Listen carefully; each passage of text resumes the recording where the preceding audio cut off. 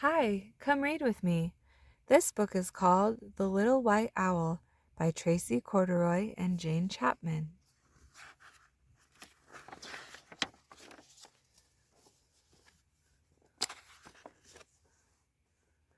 Once there was a little white owl who lived by himself in the snow. He didn't have a mommy. He didn't have a daddy. He didn't even have a name. But he didn't really mind too much.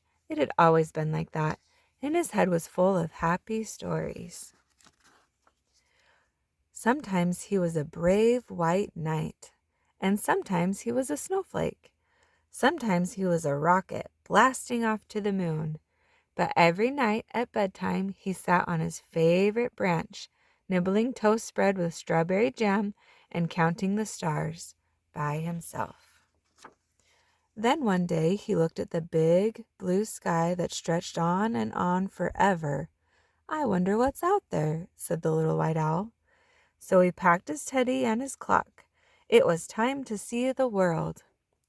For days the little white owl flew over turquoise oceans and deserts of gold.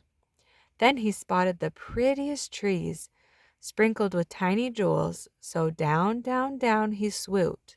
But wait, these jewels had beaks. They were owls, beautiful owls, owls just like him. "Would anyone like a bite of toast?" he said. But the beautiful owls sat quiet and still. They didn't want to spoil their perfect feathers. "How very plain you are," groaned the green. "No colors at all," sniffed the dotty red. "You don't belong with us. Go away." "But I do have colors," cried the little white owl, "here in my heart. And bumping up and down in me are lots of happy stories. I'll share them with you if you want me to." The owl sat and thought. Then, sighed the blue. "A story might help pass the time." "Fine, but just one," said the flowery pink with a yawn. So the little white owl swung on a branch with his little teddy, and he munched his toast and shared a happy story. "Ah," breathed the blue owl dreamily when the little white owl had finished. The other owls all glared at her. "Oops, sorry," she blushed. "But couldn't we just have one more?" So the little white owl closed his eyes and magical stories came pouring from his heart.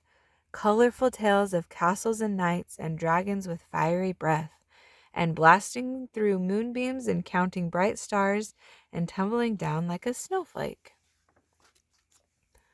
Slowly and rather to their surprise, the owls began to smile. "Ah," they breathed. Then suddenly, "More!" everyone cried.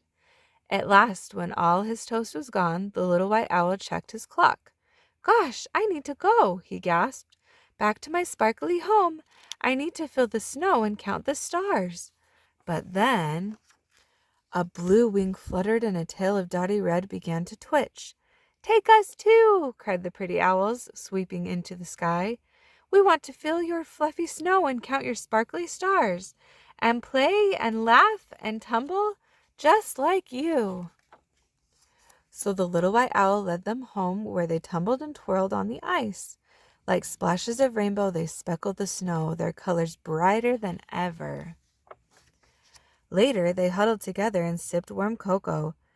"Tomorrow, when we fly home," said the blue, "the white clouds will remind us of you. Promise you'll visit very soon." "I promise," smiled the little white owl, "and you can tell me all your stories." Then he snuggled up on his favorite branch and soon was dreaming happy dreams as a huge silver moon lit the deep, dark sky that stretched on and on forever. The end.